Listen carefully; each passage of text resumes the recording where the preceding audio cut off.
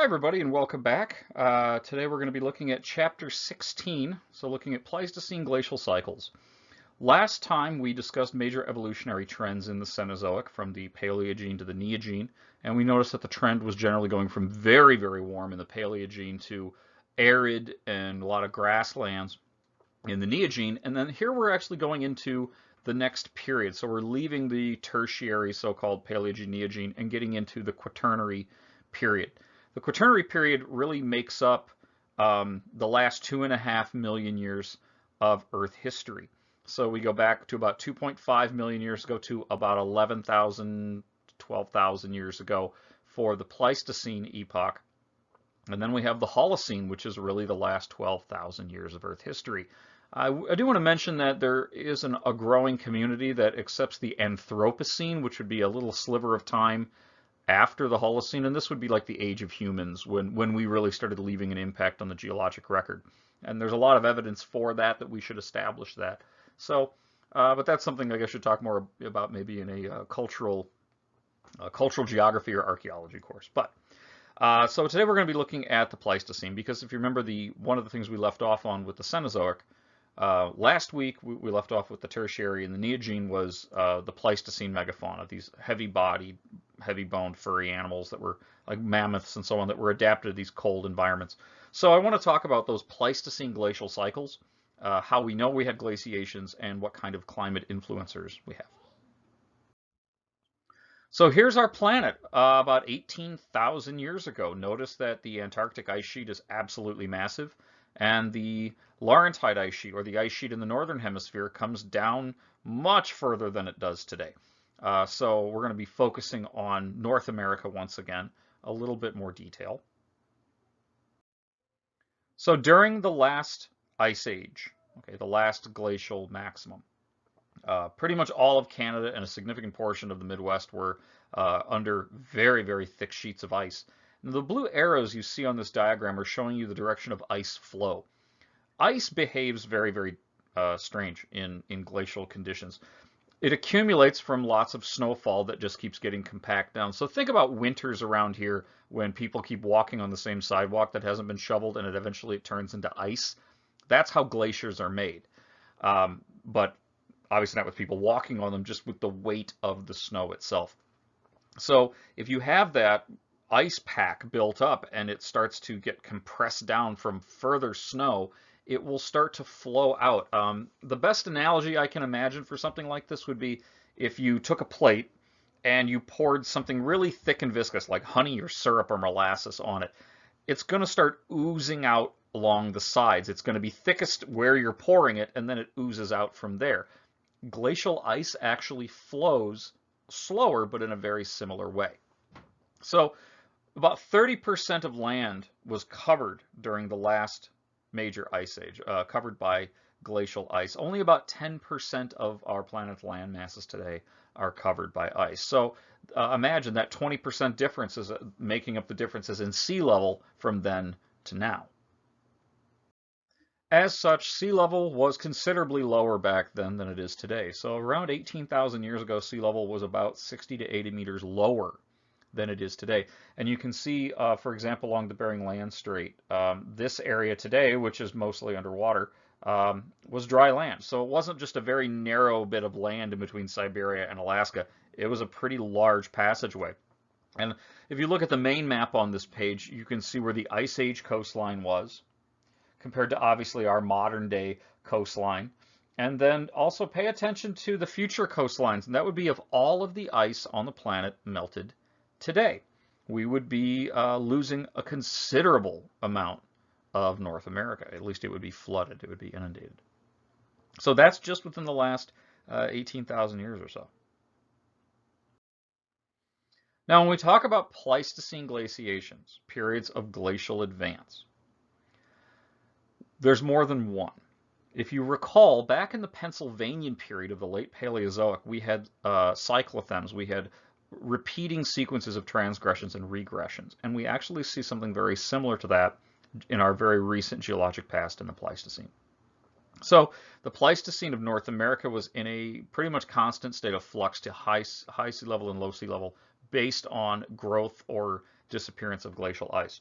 Now here's something about glacial ages or glaciations versus interglacials, which are times in between, that you may not know. We are currently in an interglacial, okay, right now, which means that we still have ice, but every year we lose more than we gain. Obviously, in the winter, glaciers gain a little bit of ice mass, right? But during the warm summer months, they melt some of that.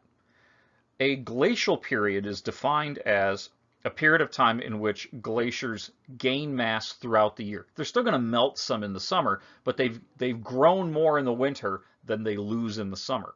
An interglacial is the opposite, when the ice volume is lower every year than compared to the amount that it gained. So even in our winters right now, yes, glaciers advance a bit, they grow, but by summer we lose more than we gained. So if you have a net loss of ice throughout the year, that's an interglacial. If you have a net gain, that's a glacial period. It doesn't mean that it never gets warmer, never gets cold. So it's just looking at bulk amount of glacial ice. There's been a total of 4, technically, glaciations just in the Pleistocene during the last 2.5 million years. So we have glacial advances punctuated by interglacial events, which means we have periods of time where we are gaining ice mass from one part of the year to the next, or throughout one year, and then interglacials where we're losing that mass throughout the year. So these are the 4 kind of classically defined North American Pleistocene glacial events. Okay, the Nebraskan, which is about 680 to 620,000 years ago. Okay, that's the Nebraskan. The Kansan, or Kansasan, from 455 to about 300,000 years ago. This is actually a series of glacial events, but short-term. The Illinoisan, which is about 200 to about 130,000 years ago. And then our most recent, which really carves the landscape where we are now, is the Wisconsin from 110 to 12,000 years ago. Now, why do we give them these names? A big part of it is the Nebraskan, that's telling you roughly where the ice advanced back then. It pretty much went all the way down to Nebraska. The Kansan covered most of Kansas. The Illinoisan actually went down to about central Illinois. The Wisconsin glaciation went through Wisconsin, and we had some ice coverage in northern Illinois, kind of around Chicago across, but not any further than that. So we call that the Wisconsin glaciation. Now, recently, paleoclimatologists and geologists who study glaciations have actually said, that some of these are really hard to tell apart. So they've started combining the Nebraskan and the Kansan into what we just call the pre-Illinoisan glaciation stage. And then we have the Illinoisan and the Wisconsin. But regardless of what name we want to call them, these are all periods of time when we advanced glaciers by gaining ice volume throughout the year more than we lost ice volume. So now these are periods of time when we have glacial advance. We also have times where we lost glacial ice throughout the year, and these are the interglacial events. We have the Aftonian, which is in between the Kansan and the Nebraskan. The Yarmouth, in between the Kansan and the Illinoisan. The Sangamon, between the Yarmouth and, the Nebraskan and the Illinoisan. And then we have in between that Wisconsin glaciation, we have the Sangamon, and then our Holocene is our current interglacial period. This is where we are right now. It's the last 12,000 years of warming. Okay, we've noticed over the last 200 years of warming that warming has increased more than we have ever seen it. But we're still in that Holocene glaciation. And just as we did with the pre-Illinoisan stages, they've done the same thing. These are the pre-Illinoisan interglacials. So the Illinoisan and the Wisconsin are the well-established glacial periods, and the Sangamon and the Holocene are the well-established interglacials.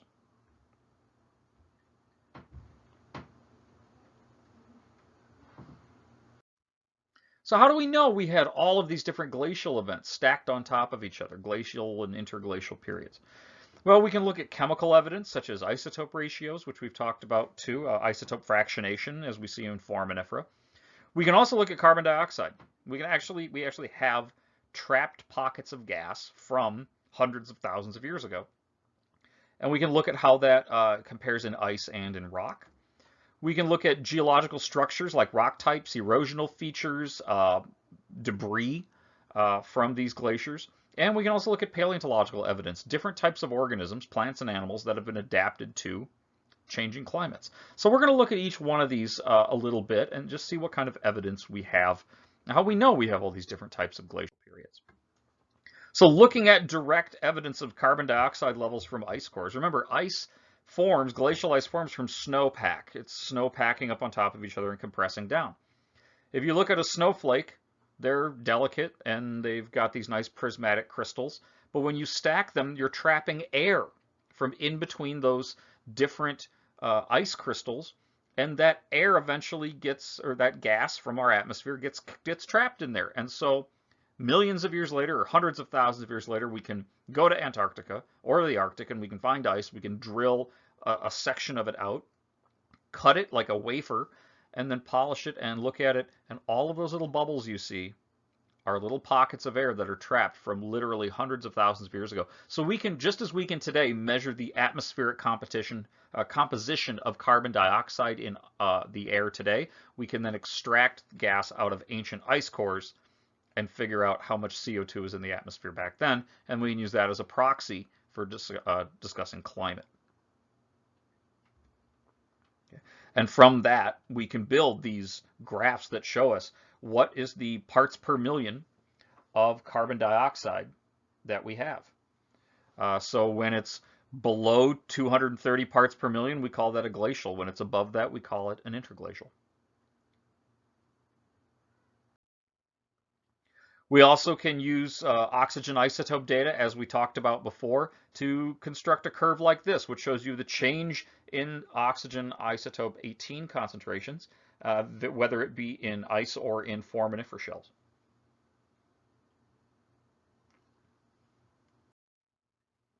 Now, what about geological evidence?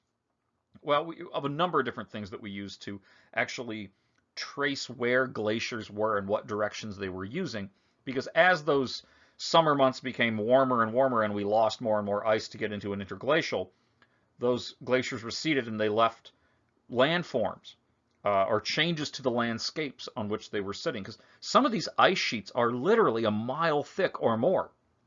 They're not going to be sliding around even slowly over the landscapes without leaving some kind of evidence. So we're going to look at things like striations and grooves, till, moraines, erratics, and outwash. Striations and grooves, these form as the ice is moving over a landscape. It'll freeze rocks to its bottom, the underside of that ice sheet. And then as it flows forward, it grinds those rocks into the rock beneath it, into the surface of the ground right beneath the ice itself. And when the ice recedes, you have these kind of racetrack scrape marks. Now, this photograph you see, these are striations from glaciers in Central Park in Manhattan, New York City. A lot of the exposed rock there is very, very old, but it's been glaciated very considerably. So sometimes these striations and grooves can be a few centimeters to a meter across, and in other places they can literally be, and you can see people here, by the way, for scale, so these things could be tens of meters wide. This is from a glacier that moved through this area, again, over hundreds of thousands of years, grinding away at that bedrock with rocks that were frozen to the bottom of that glacier. So here's how it works. As the ice sits on the bedrock, and during the warm months, a little bit of meltwater will go down into cracks in that bedrock. And during the freezing then, during the cold months, it will grab and freeze those rocks into the ice itself. And then as that glacial ice continues to migrate forward, it grinds away at the bedrock beneath it. Till is another type of glacial sediment or glacial feature that tells us where a glacier was. Till is any kind of unsorted glacial sediment. You know, if you look at a glacier from an airplane, they look like these beautiful white or blue pristine masses of ice. But when you actually get up close and personal with one, they're really dirty. Imagine a big snowbank in a parking lot in the winters around here. From a distance, it looks like a big pile of snow, but when you get up close to it, you can see all the dirt and the rocks and the debris and garbage that gets stuck in there with the snow plows. Till is very similar. As ice moves its way through a landscape and it picks up those rocks that it's grinding into its base with, those become incorporated into the ice. Now, when that ice melts, you have this big bulldozed pile of debris that comes washing out of it slowly or in front of it, and it's all unconsolidated. It's a mixture of gravel, sand, silts, and clays that just get bulldozed forward. And they're deposited in these features known as moraines, whether in the front or the back. So imagine a little kid in a sandbox with a toy dump truck, and they just push it forward, and they pile up sand in front of the dump truck and along the sides as it's moving forward. That's essentially what a moraine is. It's a big pile of glacial debris left over. So as that glacier is moving forward, it's pushing this big pile of debris in its wake. However, when the ice recedes, when it melts, you're left with that pile. So we call this ice loading, where it plucks up rocks and it scours the base. And remember, it's isostatic. There's a lot of weight of that ice pushing down in the crust. And then as that glacier migrates forward, it's going to scour the bottom, and it's going to leave all this till along the front and the marginal sides of the glacier.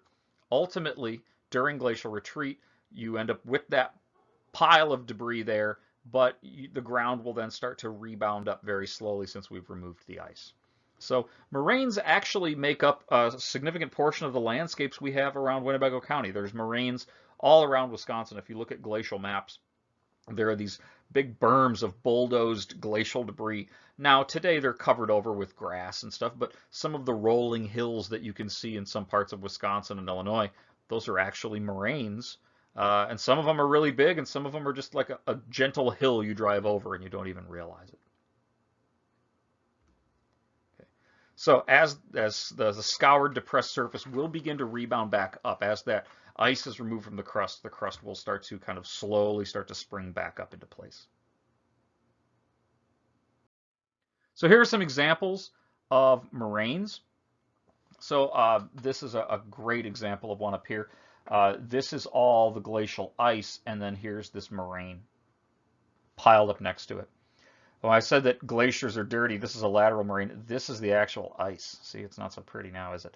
And this is all a lateral moraine. That's all till that's been pushed forward. Okay, so anytime you see big dump truck bulldoze piles of debris associated with a glacier, you're looking at moraines, and those moraines are made of till. They're unconsolidated mixtures of junk. Erratics. Erratics are kind of related to till. Erratic is a rock that really is somewhere where it doesn't belong. So for example, here we have a giant boulder that apparently people have graffitied sitting on top of silt. And you can see the size of that boulder. It's larger by magnitudes than that car. So how did it get there? Well, remember what we talked about earlier in the semester about sedimentology principles. Consistency of sediment size means something about the consistency of the energy, and the larger the grain, the more force. This wasn't deposited by a river. This wasn't deposited by a lake. This is a huge boulder that was dropped off by a glacier, and it's sitting on a pile of till. So this boulder came from somewhere further north. Similarly, it's not uncommon for farmers around Wisconsin when they're plowing up their fields. They'll hit huge rocks, and those rocks actually come from Canada. Glaciers brought them down, and when they melted, they dropped off these big erratics. So it's any boulder or rock. Even in deep ocean sediments, you can get erratics that are pebbles. It's hard to get a pebble into the middle of the ocean. One way of doing it is have a glacier break off a continent with a bunch of pebbles in it, and it floats out in the middle of the ocean, and there it melts. So erratics are any kind of rock that were deposited by a glacier far, far away from where their source material is. Okay. So any kind of foreign piece of rock carried by ice and deposited in till.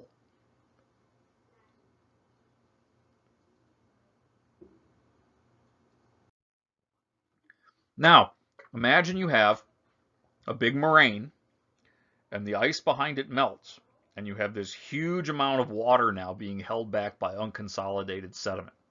And that dam of sediment bursts, and all of this meltwater comes rushing out. That's how you end up with an outwash plain. So these can form slowly. They can also form very, very quickly, like in a matter of days. It really depends on the size of the moraine and the amount of water packed back there. So as sediment is melting out of the glacier, it starts getting deposited in these high angle crossbeds and these kind of anastomosing streams that weave in and out of each other like braids. And so they're very, very heavily sorted and very stratified. The clay is pure clay, the silt is pure silt, the sand is pure sand. And so these form during melting and glacial retreat. You sometimes get them during glacial stasis, which is a rare time when you are gaining the amount of ice volume equal to the amount that you're melting every year. This usually happens in going from in between a warm cycle to a cold cycle or vice versa. So an outwash plain is when the glacial water from melting is out in front of the glacier and it's carrying a lot of that sediment that was stuck in the ice. It's carrying a lot of it with it. It's kind of the opposite of till. And then we can look at some paleontological evidence for glacial periods. Obviously, we have to look at more foraminifera, not just the giant ones, but the little tiny ones too. So these are more run-of-the-mill forams. They're about the size of a grain of silt. And notice that some of them are coiled more in a clockwise or dextral pattern, and some of them are sinistral. Why are some coiled left-handed and some coiled right-handed, just like gastropods? The right-handed ones, the dextral ones, indicate warmer waters. So you actually get some species of foraminifera that they will coil in one direction based on the temperature. If the surface waters are warmer than 8 to 10 degrees centigrade, they will rotate and coil clockwise. And left-handed coiling or sinistral coiling is in waters colder than 8 to 10 degrees. So we can look at foraminifera and say, okay, what direction is it coiled? That tells us something about the sea surface temperatures at the time that these foraminifera were forming, were living in those oceans. We can also look at pollen, another microscopic fossil. Pollen stays well preserved in a shockingly long period of time. Millions and millions of years, pollen grains can look perfect. So pollens are these very hard organic spore type structures that plants use for reproduction. And if you have allergy season, that's pollen getting in your nose. Pollen will also fall into lakes and rivers and oceans, and it'll get deposited in the bottom in the sediment record. So we have palynologists, geologists that study pollen deposits. So they'll take sediment from a lake bed and they'll dissolve away all the rock and sediment, and they'll actually look at the pollen left over. And pollen can travel by wind, but to only a certain extent. Notice, like, we're not getting pollen from the deep south all the way up in northern Wisconsin. So pollen kind of sticks close by to where those certain types of trees producing that pollen can function. So we look at the distributions of pollen stratigraphically over time to tell us how trees were growing in different places, and we use that as an indicator of climate because certain trees grow in certain climates. So as you can see, 5/100ths to 7/100ths of a millimeter in length. Pollen is very, very small, but we get certain information about climate and vegetation belts from pollen. So, for example, if you look at pollen deposits from 18,000 years ago, you'll notice that we have tundra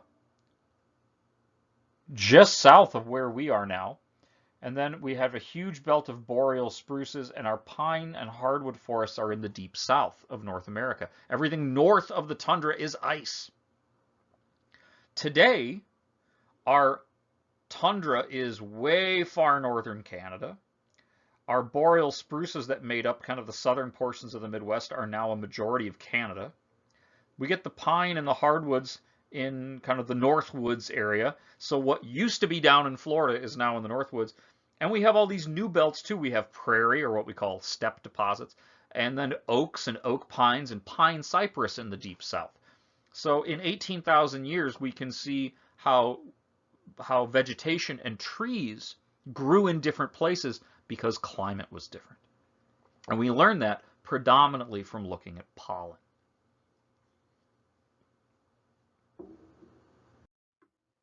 And this is true also in Europe. If you look at 18,000 years ago in Europe, in parts of Scandinavia, it was all frozen over. Same thing with the UK. Um, but we had lots and lots of tundra just south of that. And today, that's all mixed deciduous forest. And Italy used to be deciduous forest, and today it's dry Mediterranean type environments. So we've seen a lot of changes go on. What used to be ice is now conifer forests, and the tundra is further north. Again, pollen tells you a lot about how these environments have changed over time.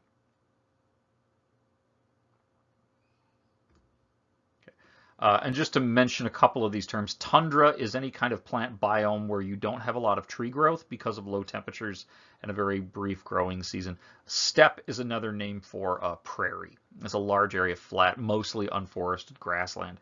So what used to be tundra is now a mixture of prairie and deciduous forests and grasses in Europe. Further paleontological evidence, again, is that Pleistocene megafauna we talked about last time.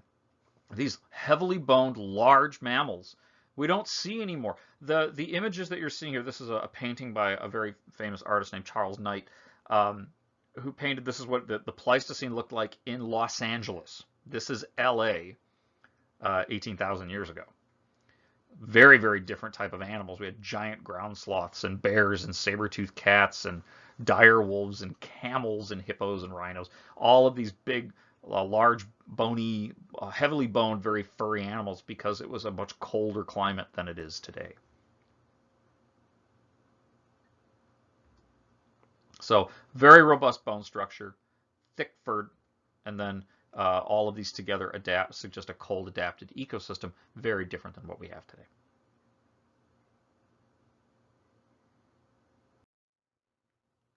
So why do we have glacial and interglacial deposits stacked on top of each other? What caused this glacial variability? Well, if you remember in the Pennsylvanian, we had moved the continents around. That disrupted Earth's climatary system. And as a result, Milankovitch cyclicity, orbital cycles from space, from the sun, started showing stronger influences than they normally do. And that's exactly what's causing the same climate variability in the Pleistocene. We've opened up new oceans, we've moved continents around, we've changed the way we distribute climate. We have that stepwise climate breakdown throughout the Cenozoic era. And as a result, Milankovitch cycles once again start showing their influence. I want to remind you, though, Milankovitch cycles are always going on. We're always somewhere in some orbital parameter. However, they only are influential on the Earth when our normal planetary climate system breaks down. So these are the orbits, or the orbital parameters of ice ages. We have three dominant Milankovitch pacemakers. This is eccentricity, which goes on a 100,000 year cycle from beginning to end to starting over. Obliquity, which is a 41,000 year cycle. And precession, which is a 23,000 year cycle. So eccentricity, obliquity, and precession. Okay. So let's talk about these a little bit more. We touched on them a bit when we talked about cyclothems in the Pennsylvanian, and I mentioned we were going to be covering them in more detail, and that's what we'll be doing here. Eccentricity happens on a 100,000 year cycle. This is a change in the shape of Earth's rotation around the sun, going from more to less elliptical. So if we think about it, if we have a situation where we have a zero eccentricity, here's the sun right here in the middle, and Earth's orbit around the sun is mostly circular. That means throughout the year, we're getting pretty equal amounts of solar radiation. During an eccentricity of about 0.5, a more extreme eccentricity, notice that Earth's orbit around the sun is more elliptical. That means there are going to be times when we are closer to the sun and times we're further away. That goes from being circular to an extreme eccentricity back to circular again in a 100,000 year cycle. It's not from one to the next. It's not from elliptical to less elliptical. It's from less elliptical to more elliptical back to less again is a full cycle, and that takes 100,000 years, and that affects how much solar radiation we absorb from the sun. Precession is also known as our axial tilt. Okay, or I'm sorry, obliquity is our axial tilt. So obliquity is how tilted we are on our axis. So the Earth spins on its axis, but it's not spinning straight up and down. The Earth is tilted about 23.5 degrees. Okay, that means we lean towards the sun at some point, we lean away from it at others. That affects how much solar radiations we get, and this is what gives us our seasons. So remember in the holidays when they say remember the reason for the season, it's obliquity. Now this varies a bit. During an extreme periodicity, we're at about 21.5 degrees. On the other extreme, we're at around 24.5. So we're kind of in the middle right now. But this goes from one extreme to the other and back again. So let's say 22.5 to 24.5 and then back again every 41,000 years. So in every 100,000 year cycle, you have two of these going on, changing how much solar radiation we're receiving. So we have the orbital path that Earth takes around the sun. We have how much the Earth is tilted. And then we get precession, which is how the Earth spins on that tilted axis. Is it less like a top or more like a top? So this goes from one extreme to the next and back again every 23,000 years. So we have this going on while obliquity is going on, while eccentricity is going on.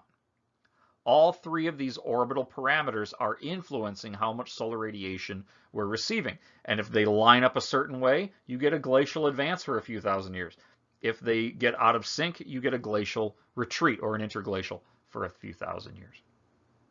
So it's the same story really that we had in the Pennsylvanian. Earth's planetary or Earth's local climate systems, which is the distribution of climate because of oceans, became disrupted because Pangea got further and further broken apart. And we change the way oceans flow.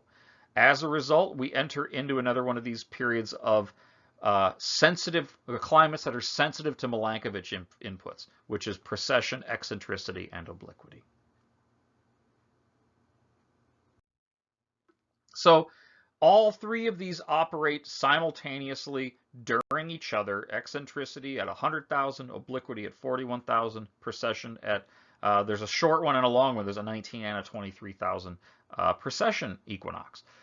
So this all affects how much solar radiation, or what we call insolation, the Earth is receiving. And when this starts to play its heavy roles, we start to see rapidly changing climates over a short period of time. Now, you might be asking, how do we know that the current climate change trend that the planet is seeing is not Milankovitch cycles? And that's a very good question. Notice that the shortest Milankovitch cycle is 19 to 23,000 years. The climate change cycle we're seeing right now is unprecedented, and we're seeing a change that's happening in 200 years. So orders of magnitude different. There's no way that the climate change we're seeing right now is caused from Milankovitch cyclicity, because it's happening too fast for Milankovitch cyclicity.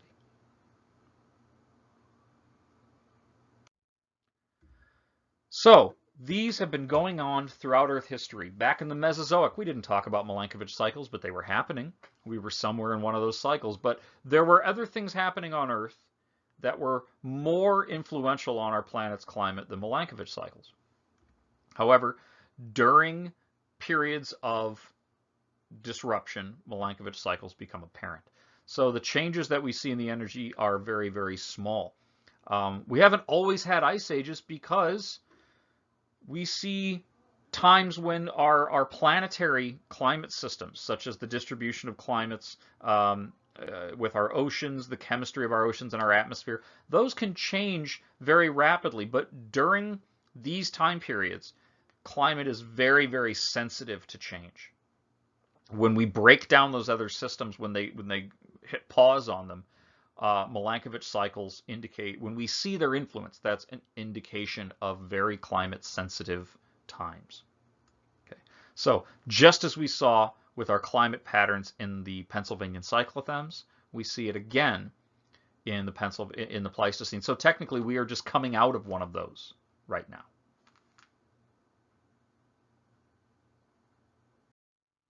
So if we're just coming out of those right now, meaning we as in our species,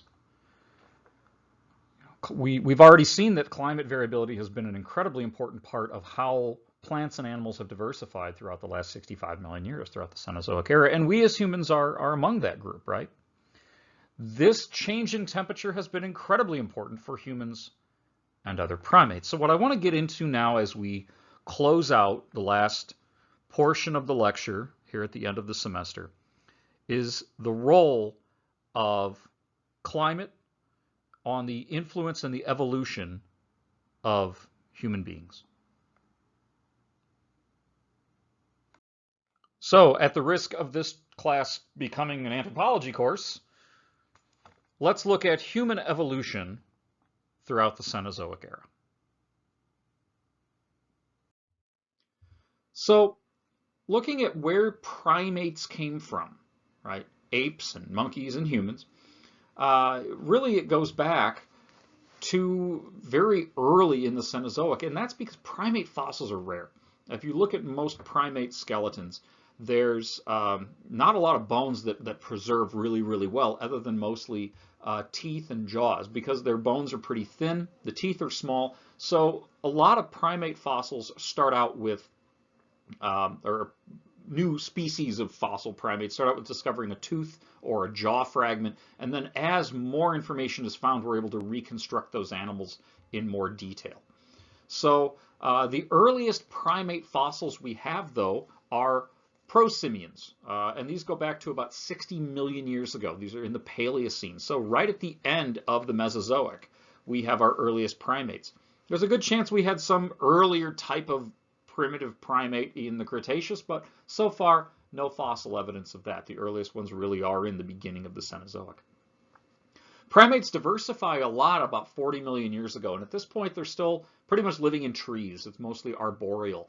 But we start to see that changes a lot after we get especially into the Neogene. So the first part, our Paleogene, Paleocene primates are mostly lemur-like arboreal fruit eaters. So things very similar to what you'd see today in Madagascar, where we have these lemur-like primates and lemurs specifically.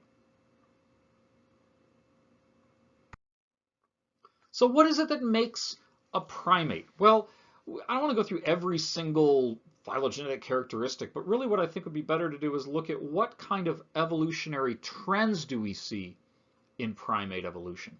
So these aren't necessarily characteristics that all primates share, but if we look at a big picture of 60 million years of primate evolution, these are the characteristics that we start to see becoming more common among advanced groups. So the characteristics that we see in primate evolution, the trends that we see. Again, not every characteristic is present, but this is what we start to see more and more primates doing. Stereoscopic vision, for example. Primates are unique among mammals where they actually depend on sight more than smell. Cats, dogs, horses, cows, they actually don't have very good eyesight. Primates have better eyesight than they do senses of smell or taste. And one of the things with that is most primates have evolved what we call stereoscopic vision, and that is your eyes are next to each other in the front of your face. They're not on the side of your head like we see with some other mammals and some other animals like birds. This allows us to see in 3D because each eye sees an image, and the middle of your nose, example, is where those two images overlap, and that allows you to see depth perception, or in 3D. So if you look at something far away with both eyes open, you can gauge how far you have to reach to grab that. Maybe a tree branch. But if you close one eye, you lose that depth perception. So stereoscopic vision is the overlap of our vision that gives us depth perception, and that is a primate characteristic. That's something that not all primates have, but that's a trend we see becoming common throughout 60 million years of primate evolution. Our teeth, which are varied for a wide diet. If you look at things like reptiles, they have this, they pretty much reptile teeth.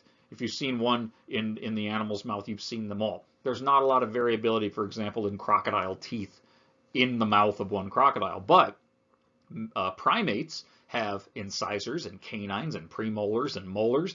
And think about how you eat something. Imagine you took a bite of an apple.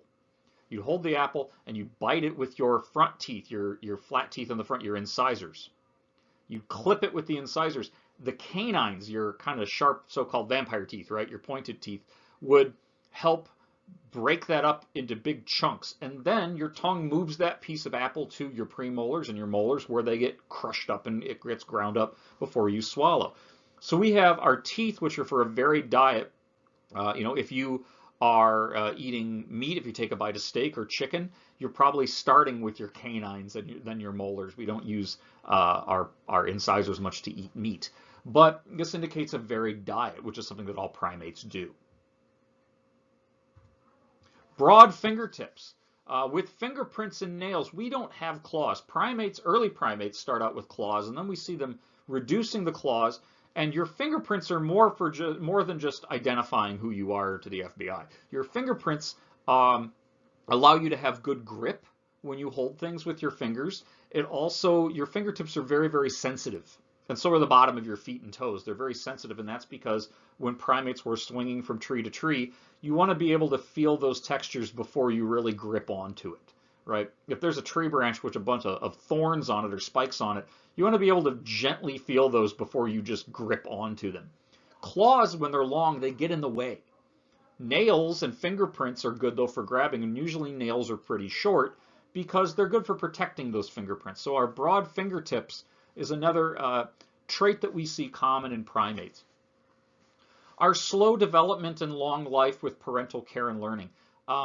Not all animals do this. Birds, for example, you'll see little baby ducks following their moms around for a while, and then when they get to a certain age, after a few weeks or a few months, they're kind of on their own.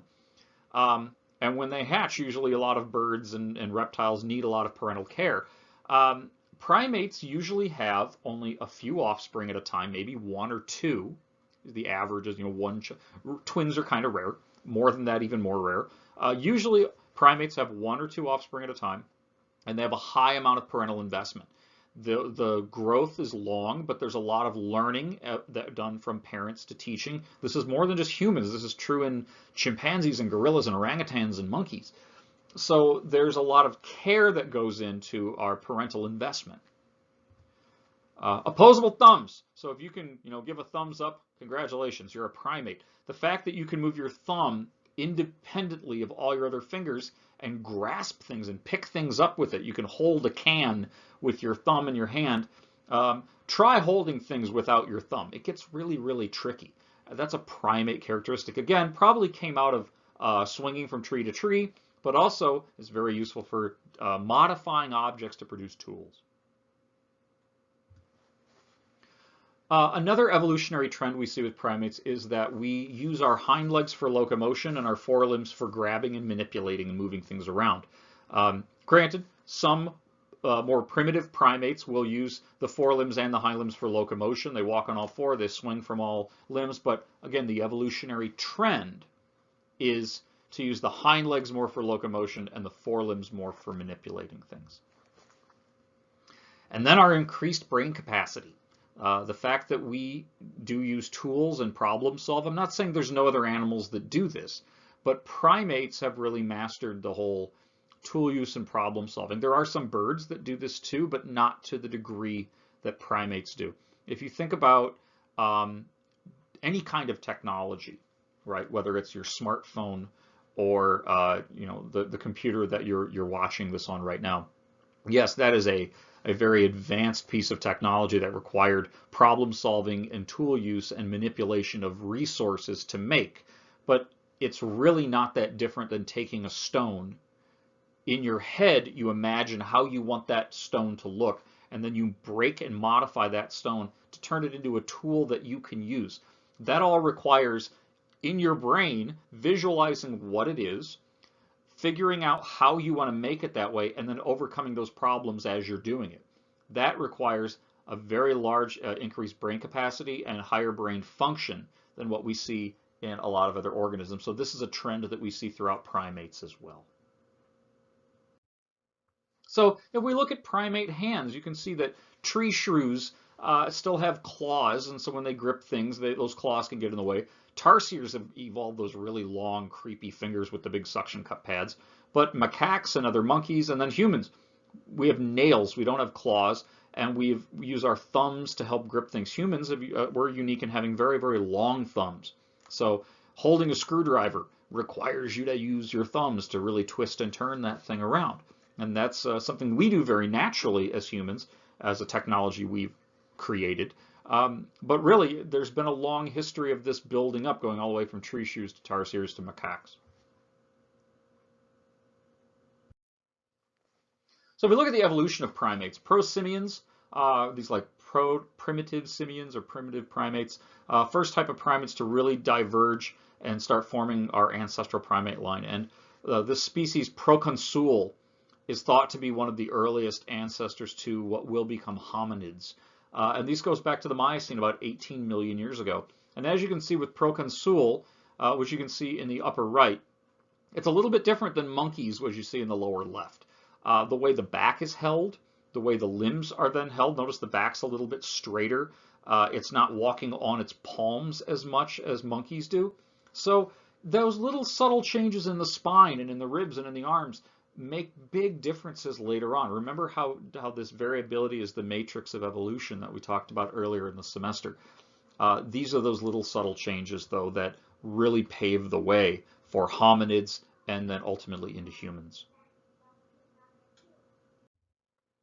So if we look at the true lineage of fossils, fossil hominids, one of the best and well-identified hominid fossils is Ardipithecus ramidus, which is about 4.5 million years old.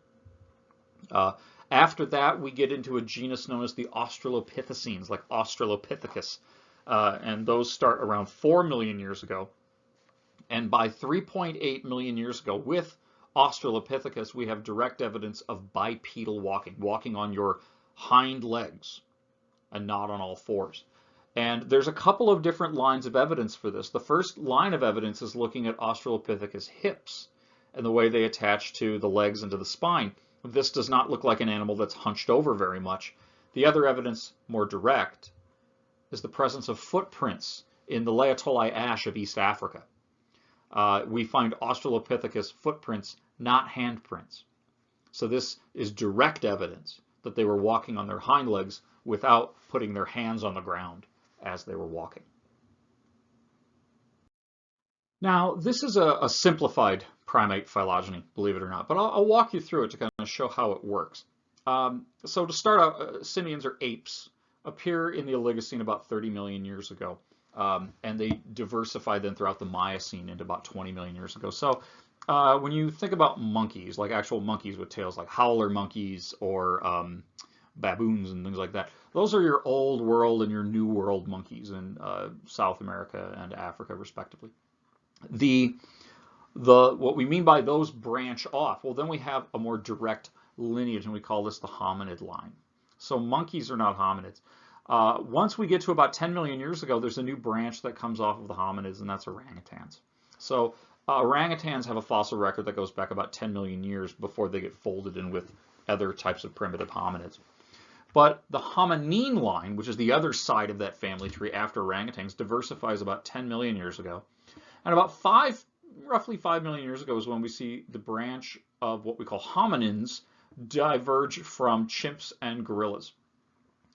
And then we get to the Australopithecines about 3 to 3.5 million years ago, and those branch off ultimately then between the Australopithecines and the genus Homo.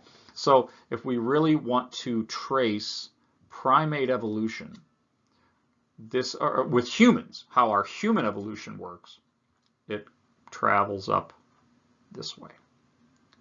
And what we're looking at, we talk about branching off, would be orangutans branched off of this line 10 million years ago, chimps and gorillas about 5 to 7 million years ago, and so on. So this is Australopithecus afarensis. Notice that there is some reconstruction of the skull, like the eyebrows and the zygomatic arch and some parts of the jaw. And it may look like a lot of guesswork, but really this is considered an exquisitely preserved specimen. And since then, there have been other Australopithecus afarensis specimens found that have confirmed and filled in some of those gaps as well. So this was discovered in Hadar, Ethiopia in 1976, I believe. by a paleoanthropologist named Donald Johansen. And the very well-known specimen, best known, is Lucy. Now, this may not look like much for a skeleton, but remember, we're talking about primates. This is amazingly complete. And notice we only have one femur and half of the hip. Well, really, that's all you need. Because if you know what the left side looks like, then you know what the right side looks like. So we have representation of skull, jaw, neck, spinal column, ribs, upper and lower arms, pelvis, upper and lower legs.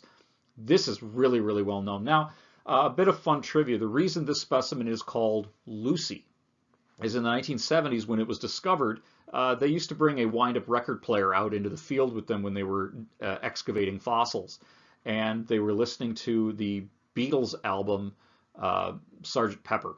Sgt. Pepper's Lonely Hearts Club Band, and the song Lucy in the Sky with Diamonds was playing when they discovered this. So that's why they named it Lucy. And it's become one of the most famous kind of human evolution fossils ever discovered. Now, there's other species of Australopithecus. There's Afarensis, like Lucy. There's a number of specimens of Africanus, Australopithecus africanus, which is about 2.5 million years old. It's a little bit more recent. We also have juveniles and adults of this. Australopithecus also has some subspecies such as Paranthropus Aethiopithecus, Paranthropus boisei. You don't have to know all these names, but just there is diversification and variability. One of the things we notice about these more robust forms of Australopithecus is this big, heavy brow ridge that we see on the skulls. This is for muscle attachments for biting. Remember, diapsids, like reptiles, have those extra holes in the skull for jaw muscles. We don't have those. We just have the one with our zygomatic cheekbone arch. So some of these animals, these hominids, evolved big crests at the back of their skulls for muscles to attach to.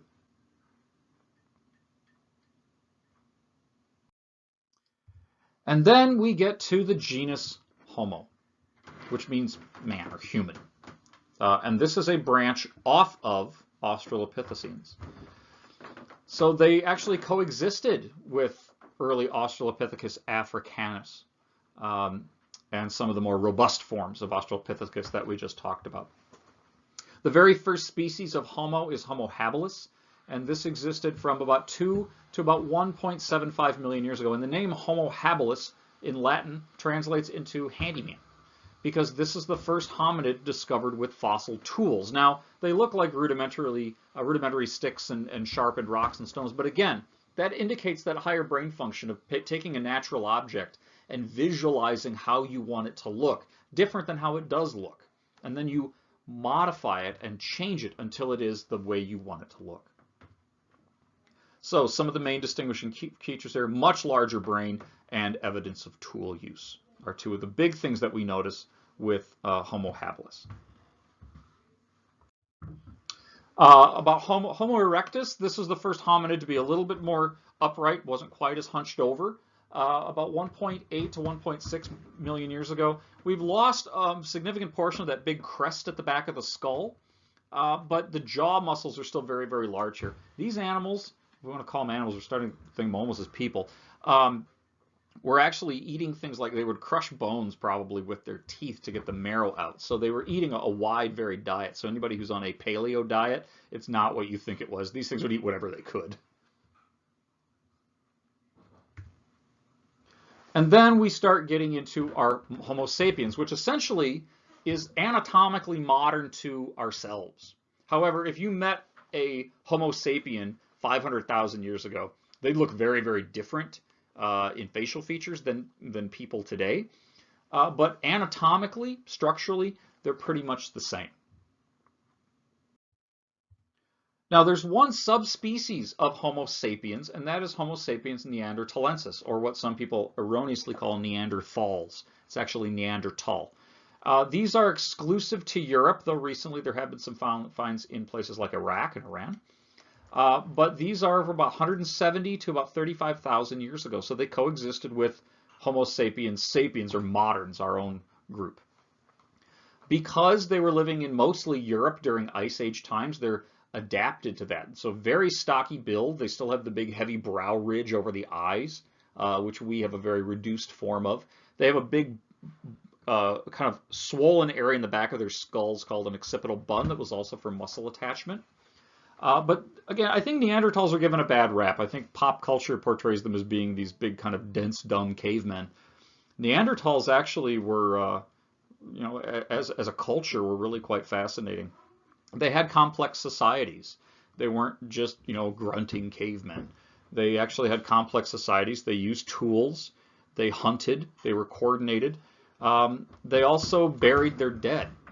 When one of the members of their tribes would die, they would make a point to bury them with their belongings. This implies a belief in an afterlife. When you put someone in a grave and you give them their possessions, and you put flowers and fruits and things in there, that's because you think they're going to need them where they're going next, wherever that may be.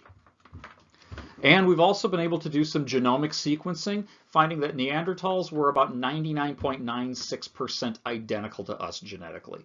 So Neanderthals probably went extinct because of outcompeting with modern humans as climates warmed.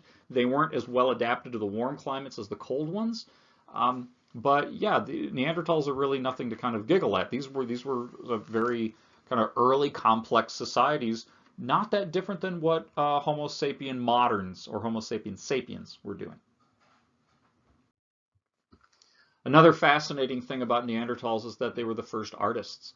In the Lascaux caves in France, we find early cave art that were done by Neanderthals. Now, you can clearly tell we're looking at bovids and horses and things. These were telling stories. Now, what's the purpose of art like this? Now, you can think, oh, they just took some pigments from dirt and stuff, and they made and soot, and they made these paintings on the wall.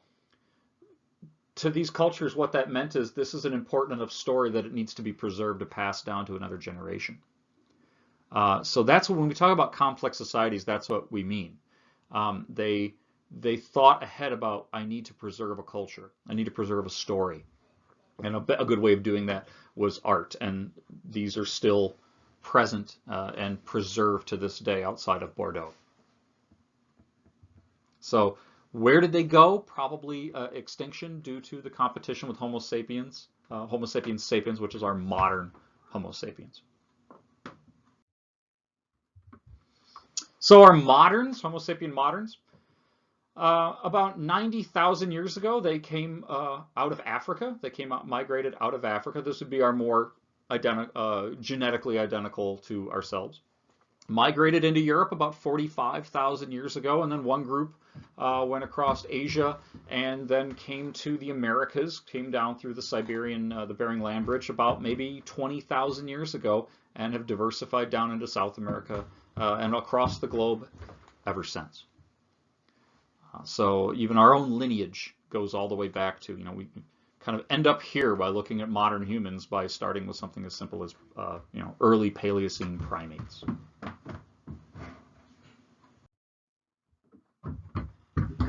So throughout this course, whether it's been in the classroom or online, one thing is pretty clear in that species do change their environment. There's an interaction between life and the Earth.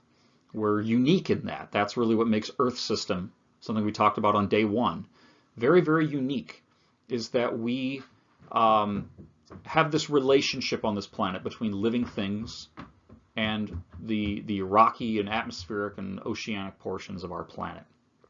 However, we as a species, as humans, have done some pretty amazing things. We have changed our environment very dramatically and more quickly than any other species on Earth. And we've seen other species change their environments. We've seen cyanobacteria oxygenate the planet's atmosphere. We've seen how plants and insects interact with each other and through an arms race change the terrestrial landscape. However, humans have done even more. Some of our major developments are things like hunting based on developing technologies. We found better and faster ways of getting food and building tools. We've altered landscapes so we can grow our own crops, and we've ended up producing new types of plants and animals through, and people hate to admit it, but it is genetically modifying organisms by selective breeding of plants and animals to to give us a food source that best fits our needs, and we've altered landscapes to do that. Now, some of these developments have come with some problems.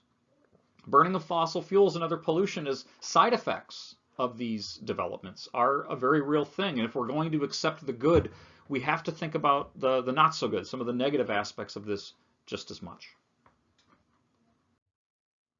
So if we look at really the last 66, 65 million years, we've gone from a diversification of mammals after the extinction of the non-avian dinosaurs, and we've seen climates go way up and go way down. You know, with the Paleocene, Eocene, we had really warm temperatures, and it dropped in the Oligocene, pushing us into kind of a climate chaos in the Pleistocene and ending up in the Holocene. We've seen mammals change and birds change. Pangea continue to break up, mountains raise, and mountains fall. We've covered 4.6 billion years of just Earth history in this course. And where do we arrive? We arrive here with us, with human beings. Now, this is a good time to kind of wrap things up, because if we go any further, this is going to be an anthropology course, and I definitely don't want that. So, what's the whole point, right? We've looked at the relationship between life, the relationship between our planet, the oceans and the atmosphere, the whole interaction, the whole Earth system. What's the point? What role does geology play in the history of the Earth, or really in our own lives? What role does it play in our lives? I know that not everybody, maybe especially after this semester, is not going to go on to maybe be a geology major, I understand, but hopefully when you're driving down the road somewhere and you see an outcrop of rocks, you'll actually think about them a little bit and what role that plays in your life. If I could offer a couple of things to consider, though. This image was taken by Voyager 1, which was a satellite that was orbiting near Saturn, 60 billion kilometers away from Earth in 1990. The famous astrophysicist Carl Sagan was working with NASA and was helping them direct Voyager 1. And the day before Voyager 1 went offline, this is where it was. And he had them stop the satellite and turn it around and take this picture. And what you're looking at is some sunbeams reflecting off of the rings of Saturn. And where that arrow is pointing is one tiny little blue dot. That's actually us. That's the planet Earth from 6 billion kilometers away. That's what we look like, that little tiny speck. And Sagan went on to write a book called Pale Blue Dot, with inspiration from this image. And this is what he wrote in his reflections of the pale blue dot. From this distant vantage point, the Earth might not seem of any particular interest, but for us it's different. Consider again that dot. That's here, that's home, that's us. On it, everyone you love, everyone you know, everyone you have ever heard of, every human being who ever was, lived out their lives. The aggregate of our joy and suffering, thousands of confident religions, ideologies, economic doctrines, every hunter and forager, every hero and coward, every creator and destroyer of civilizations, every king and peasant, every young couple in love, every mother and father, hopeful child, inventor and explorer, every teacher of morals, every corrupt politician, every superstar, every supreme leader, every saint and sinner in the history of our species lived there, on a mote of dust, suspended in a sunbeam. The Earth is a very small stage in a vast cosmic arena. Think of the rivers of blood spilled by all those generals and emperors so that in glory and triumph they could become the momentary masters of a fraction of a dot. Think of the endless cruelties visited by the inhabitants of one corner of this pixel on the scarcely distinguishable inhabitants of some other corner. How frequent their misunderstandings, how eager they are to kill one another, how fervent their hatreds. Our posturings, our imagined self-importance, the delusion that we have some privileged position in the universe are challenged by this point of pale light. Our planet is a lonely speck in the great enveloping cosmic dark. In our obscurity, in all this vastness, there is no hint that help will come from elsewhere to save us from ourselves. The Earth is the only world known so far to harbor life. There is nowhere else at least in any near future, to which our species could migrate. Visit? Yes. Settle? Not yet. Like it or not, for the moment, the Earth is where we make our stand. It has been said that astronomy is a humbling and character-building experience. There is perhaps no better demonstration of the folly of human conceits than this distant image of our tiny world. To me, it underscores our responsibility to deal more kindly with one another and to preserve and cherish the pale blue dot, the only home we've ever known. So, we get towards the end now.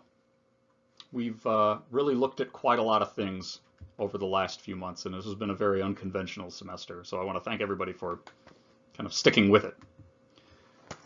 But I want to really close this out because we've looked at things from the single-celled cyanobacteria back in the Archean to giant dinosaurs in the Mesozoic. We've looked at different kinds of brachiopods in the Paleozoic, and we ultimately end up here with humans.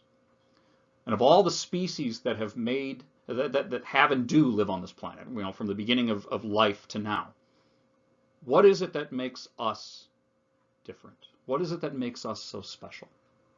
Ultimately, what is it to be human? I have a few thoughts on this I'd like to share with you. What makes us different is that we're explorers. We think about the world around us, and we go out of our way to try to understand its origins and our place within it. We use this knowledge to try to help each other, to try to advance our species, both in ways of peace, bettering each other's lives, sometimes peacefully, sometimes not. We always look for our origins, we look to the future, and we look beyond. And with that, I'd like to thank you for being in this class this semester, and I hope that something from this class will resonate with you in a positive way as you move forward in your lives. So, thank you. And now, of course, for the moment you've all been waiting for, the potential essay topics and fill-in-the-blank topics for the final exam. I'll be posting these also on Canvas, but first of all, discuss the changes that the Earth went through throughout the Mesozoic. What was the climate like in the Triassic? What about in the Jurassic? What about in the Cretaceous?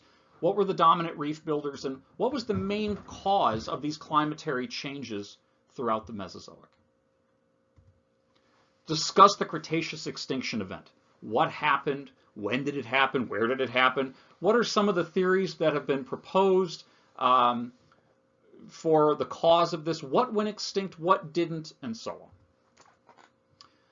Discuss the events leading to the climatic deterioration throughout the Cenozoic. So remember, we talked about it going from really warm in the Paleocene, Eocene to freezing cold in the Pleistocene. When did these events happen? What are the breakdowns, and how do we know about these changes? And finally, be able to familiarize yourself and diagram the complete geologic timescale: Cenozoic, Mesozoic, Paleozoic, and yes, Precambrian, including epochs, periods, eras, eons, and age ranges. So if you have any questions as you're preparing for the exam, please feel free to reach out. And once again, thank you very much for being part of this class.